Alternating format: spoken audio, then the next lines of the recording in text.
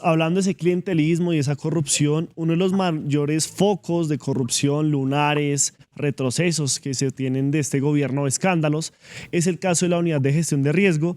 Y es que en una audiencia que se filtró de Caracol en la Corte Suprema sobre la ONGRD, usted señaló que el proceso de corrupción inició con un castigo a la DIAN para darle más recursos a la unidad de gestión de riesgo. Aquí tenemos unas diapositivas que vamos a proyectar donde hicimos como más o menos una línea de tiempo de cómo fue ese castigo al que usted hizo referencia, porque tenemos una radicación, una remisión del señor José Antonio Campo del 17 de febrero del 2023, donde pues se adicionarían unos recursos al presupuesto general de la Nación. Le pido a Master que por favor proyecte este reel para que se puedan ver de lo que estamos hablando, del reel número 2. Y posteriormente, pues esa adición iba a ser de más de 740.000 millones. Posteriormente, se hizo una reducción de la adición de la DIAN de 740.000 millones a 100.000 millones y se adicionaron 200.000 millones a la UNGRD. También en una línea de tiempo que nosotros preparamos, que usted va a ver a continuación, que se llama RIL número 1, vemos cómo se radicó este proyecto de ley número 342, el señor José Ocampo, ministro de Hacienda de ese entonces. Posteriormente, el 1 de marzo, bueno, él lo hizo ese 1 de marzo con la adición sin la adición de la UNGRD y con la adición para la DIAN de 740.000 millones. El 1 de mayo de 2023 se posesionó Ricardo Bonilla y ahí, respecto a que usted no le cumplió con algunos puestos en su cartera, decidió rebajarlo, quitarle a la DIAN para dárselos a la UNGRD el 16 de junio del 2023, con el texto aprobado, con la edición que bajó de 740.000 millones a 100.000 millones para la DIAN y con la edición de más de 200.000 millones para la UNGRD, lo que desencadenó en todo este tema de la edición presupuestal y del soborno a algunos parlamentarios de las comisiones económicas para todo el tema de la UNGRD. Usted señaló que esa proposición de la modificación de la edición presupuestal fue firmada por todos los congresistas que tienen que ver con cupos indicativos, mermelada y puestos en la DIAN. Yo quisiera preguntarle si pues, esta cronología que hemos hecho es la correcta y quiénes habrían firmado esta edición. Me parece que está muy bien hecha la cronología, muy bien contada la historia. Creo que es importante que los colombianos entiendan que esto sucedió así. Que de hecho, en la primera reunión que yo tuve con el ministro Bonilla, recién se posesionó, le conté las preocupaciones que tenía por las cosas que escuchaba de buenas fuentes, si bien de segunda mano, fuentes completamente fiables, acerca de que estaba pasando este tipo de cosas en la oficina de Congreso del Ministerio de Hacienda. Entonces imagínense cuál es mi sorpresa al darme cuenta de que en el Ministerio de Hacienda, liderado por Ricardo Bonilla, no solo continúa pasando esto, sino que empieza a utilizarse efectivamente, tal y como usted correctamente lo ha dicho, para castigar a la DIAN por no ceder frente a unas presiones no solo clientelistas, sino a favor del contrabando que están en ese, digamos, que vienen desde las comisiones económicas terceras y cuartas del Congreso. Este esfuerzo estuvo liderado por varios miembros de las comisiones económicas, entre ellos el senador Jairo Castellanos, quien quería la aduana de Cúcuta inicialmente, quien luego eh, insistió en este castigo a la DIAN, quien posteriormente, ya yo como ministro de Comercio, Industria y Turismo, vino a pedir puestos adicionales, como ya también he testificado ante la Corte Suprema, y a amenazarme con una moción de censura si no cedía ante esas pretensiones. Entonces, los congresistas que están involucrados en esto pues son muchos. La lista completa de los firmantes de esa proposición de traslado presupuestal es una de las pruebas clave que en este momento tiene la Corte Suprema en sus manos, y esperamos que se crucen estas listas con las listas que también yo le aporté en su momento a la Fiscal General de la Nación en 2024, luego a la Corte Suprema, y que gracias a digamos, el ruido mediático que finalmente se hizo y que impulsó el avance de estos procesos, esa lista de congresistas se traslapa muchísimo con la de los que trasladaron la plata a la UNGRD, o sea, la lista de congresistas que estaban pidiendo favores en la DIAN. Después hay un traslape importante con la lista de congresistas que hicieron este traslado de recursos de la DIAN a la UNGRD, donde posteriormente se desviaron eh, miles de millones de pesos en recursos a beneficiar a algunos de esos congresistas. Y también hay un traslape importante con la lista de congresistas que buscaron una moción de censura en mi contra como castigo por todo lo que yo había venido haciendo, incluyendo las denuncias ante lo que estaba sucediendo en la ONG que hice desde el 2023 eh, y que buscaron castigarme siendo yo ministro de Comercio, Industria y Turismo, presionando por mi salida, que en efecto terminó verificándose, no a través de una moción de censura, sino ya a través de intercambios clientelistas en el Congreso de la República. Y, doctor Luis, digamos también, hay un personaje que me causa mucha curiosidad, que es padrino de bodas de una persona que estaba en el gobierno del Gustavo Petro. Él dice que es la mano derecha de él, Laura Sarabia. Y es una persona que aquí hemos denunciado ha estado mucho en la sombra, ese es Jaime Ramírez Cobo. ¿Él tuvo que ver con este tema de la adición o algo en el mundo de la Unidad Nacional de Gestión de Riesgo? ¿Cómo fue ese papel de este personaje? Bueno, lo que yo conozco es lo que se ha hecho público a través de investigaciones periodísticas, según las cuales se afirma que él participó en esta repartición de los recursos de la UNGRD después de que esos recursos estaban en la UNGRD, después de haberse hecho ese traslado presupuestal de la DIAN. Yo no lo vi a él involucrado en ese traslado desde la DIAN a la UNGRD, ese traslado desde la DIAN a la UNGRD fue liderado por congresistas de las comisiones económicas, fue permitido por el ministro de Hacienda, Ricardo Bonilla. Ya en el proceso de repartición de esos recursos fue algo que, como funciona este proceso, este cartel de corrupción que lleva muchas décadas funcionando, se manejó desde la oficina de Congreso del Ministerio de Hacienda, como lo señalan, pues presuntamente ocurrió distintas investigaciones periodísticas, al igual que los procesos que lleva adelante la fiscalía, pero pues de ese, digamos, en ese proceso, pues ya el director de la DIAN no tiene usualmente acceso a esos espacios. Ok, perfecto. Y digamos, yo también recuerdo un video suyo que usted estaba haciendo una Viral, ¿no? Un receta, video viral. un video viral sobre el tema de la mermelada. ¿Cómo era la receta para la mermelada? Y yo quisiera que lleváramos esa receta, pero para explicar el mecanismo de por qué es tan importante las comisiones económicas y también el tema de los cupos indicativos cuando se habla precisamente de esta receta, de la mermelada.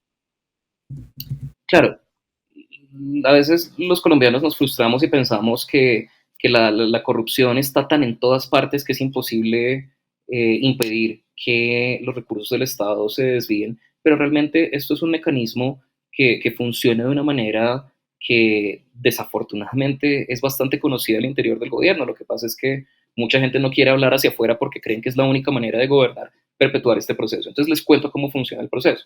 El Ministerio de Hacienda todos los años tiene que erradicar el presupuesto general de la nación, donde está la destinación de esos recursos que son los impuestos de todos los colombianos, lo tiene que erradicar en el Congreso.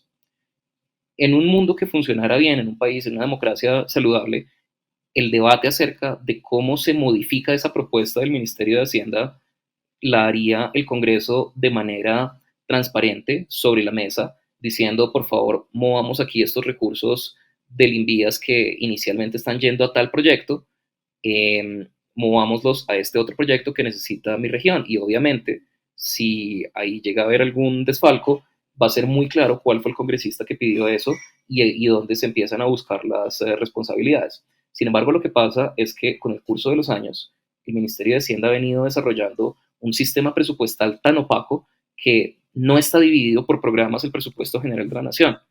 Está dividido en unos programas que no dicen nada en el presupuesto de inversión y en funcionamiento no hay programas. Entonces, lo que pasa es que no se sabe, o sea, hay un presupuesto grueso, gordo, que uno lo lee y quedan las mismas, ¿sí? Le queda más fácil sentarse a leer a Hegel, de pronto entiende algo. Lee el presupuesto general de la nación, usted no sabe dónde va a acabar la plata, solo tan a grandes rasgos que se va a perder. Entonces, lo que pasa ahí es que los congresistas sí saben, le dicen al Ministerio de Hacienda, muchas veces directamente al ministro de Hacienda y a su oficina legislativa, muévame esta partida de aquí para allá. Nadie se va a dar cuenta, o sea, de qué implica que le estemos moviendo 200.000 millones a la UNGRD, o que le estemos moviendo tanta plata en envías, o que estemos moviendo tanto en el presupuesto de educación, qué sé yo.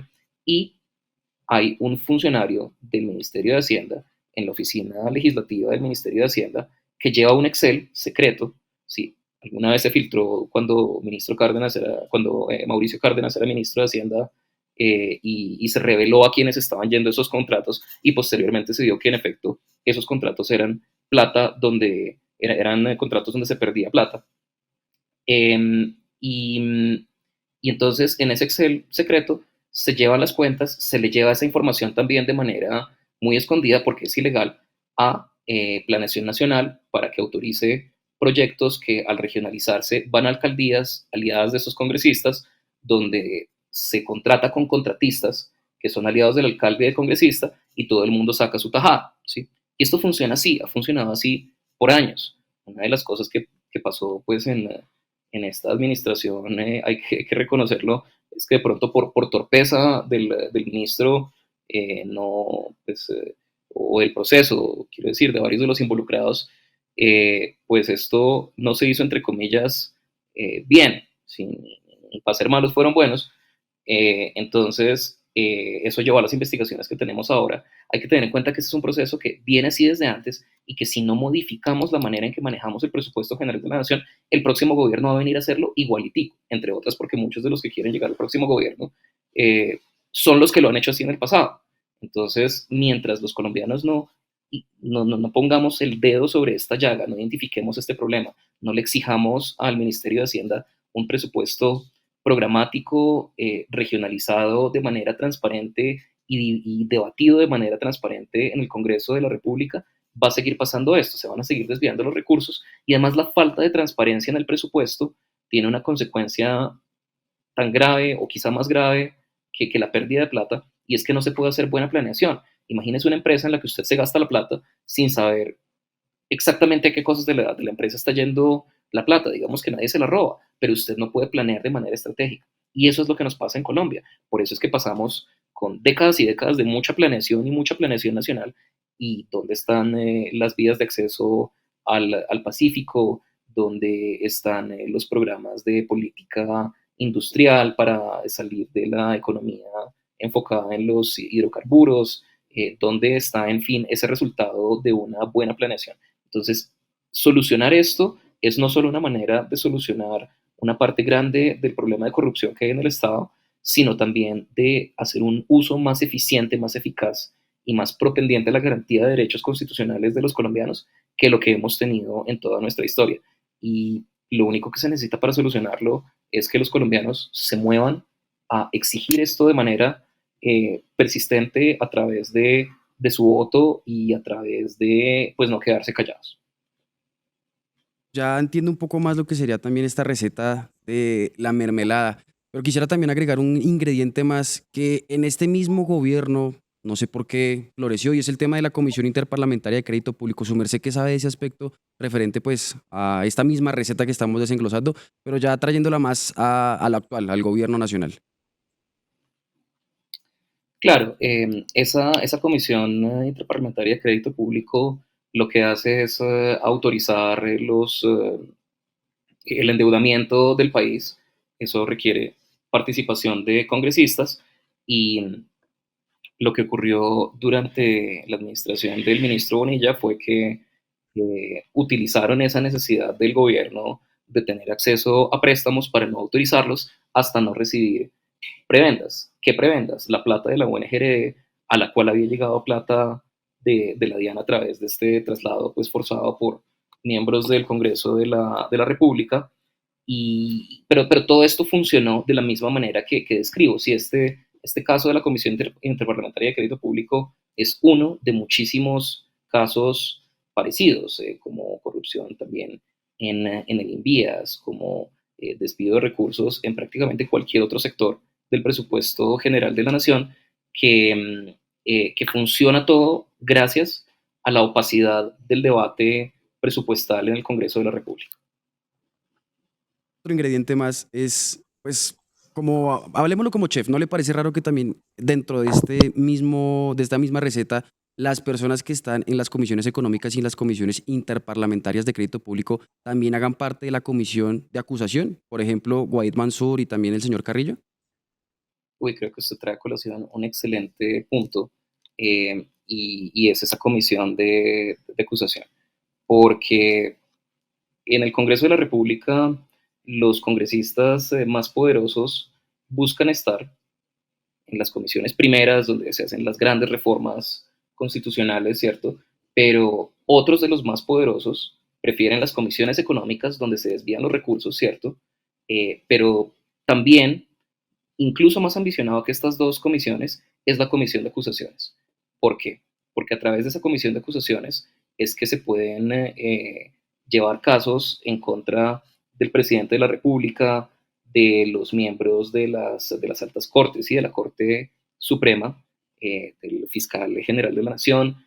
Y entonces, si uno quiere comprar impunidad para todas estas personas muy poderosas que acabo de enumerar, la manera segura, la manera cierta de hacerlo es comprar a la comisión de acusaciones.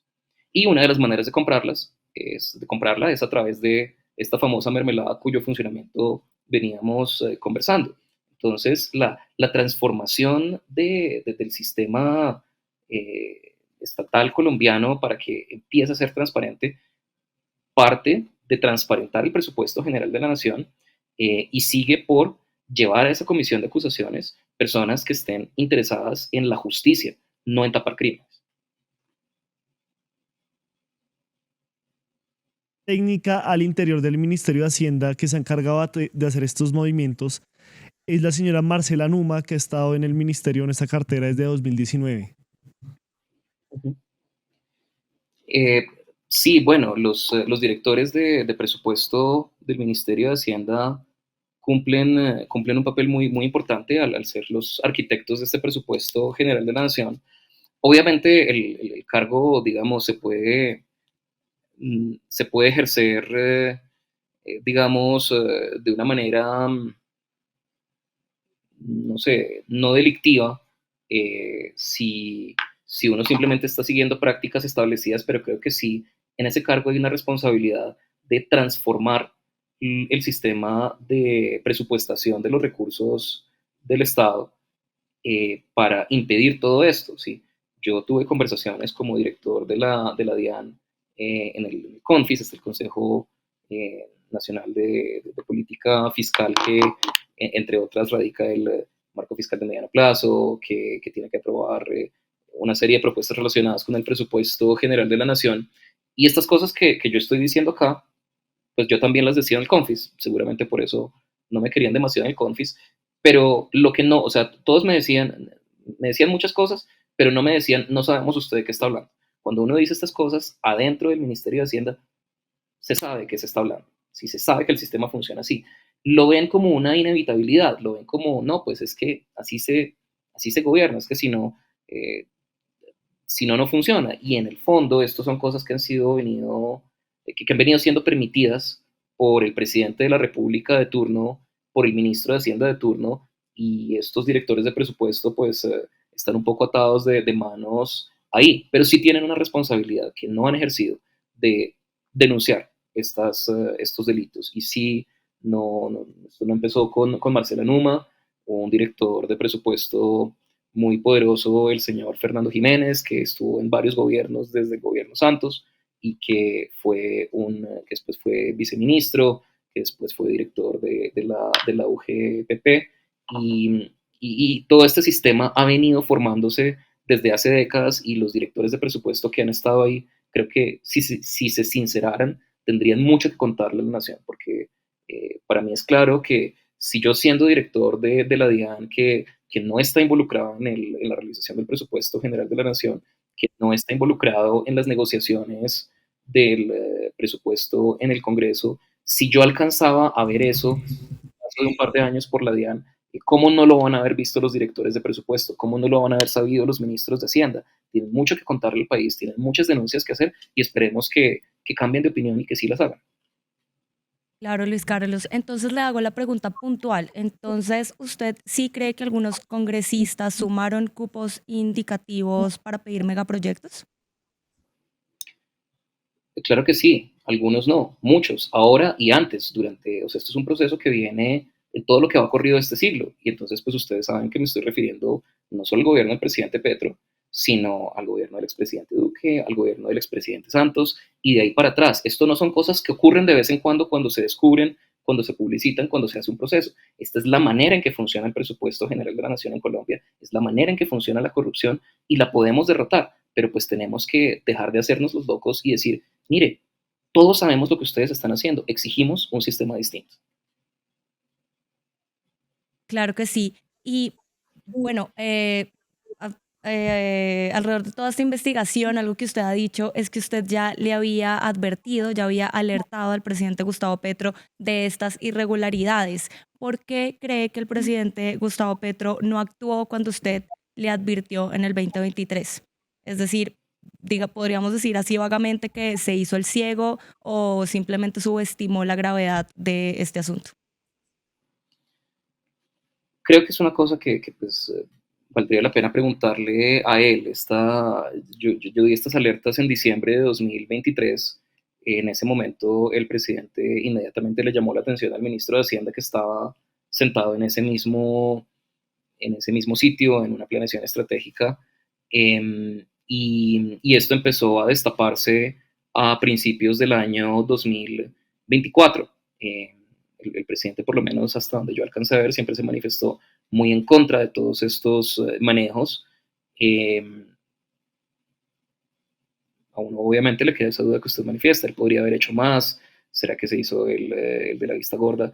No, no lo sé, pero creo que son preguntas legítimas que vale la pena hacerle a él, a quienes pasaron por ahí, no solo a los ministros de Hacienda y del Interior, sino también a otros funcionarios, porque cuando yo hablé de esto, en frente del Consejo de Ministros, que estaba reunido con algunos directores de entidades, incluyéndome, eh, la gente dijo muchas cosas, la gente hizo muchos comentarios, pero otra vez, el comentario nunca fue, no tenemos ni idea usted de qué está hablando. No, eso no fue lo que dijeron. Todos decían, todos daban excusas o decían que eso sí era así, que tenía que cambiar, pero lo cierto es que ese conocimiento está ahí y tenemos que sincerarnos. Y Luis Carlos, digamos, su gestión por el paso de la DIAN pues fue sorprendente, se hicieron muchas cosas y a mí cuando se anunció la salida suya pues me causó mucha curiosidad, pero más me causó curiosidad saber que alguien que estaba en la UIAF, en la Unidad Investigativa de Información y Análisis, pase a la DIAN, pero que esta persona también sea amiga de Olmedo López que estaba metida con la Unidad Nacional de Gestión del Riesgo. ¿Usted cómo vio ese nombramiento?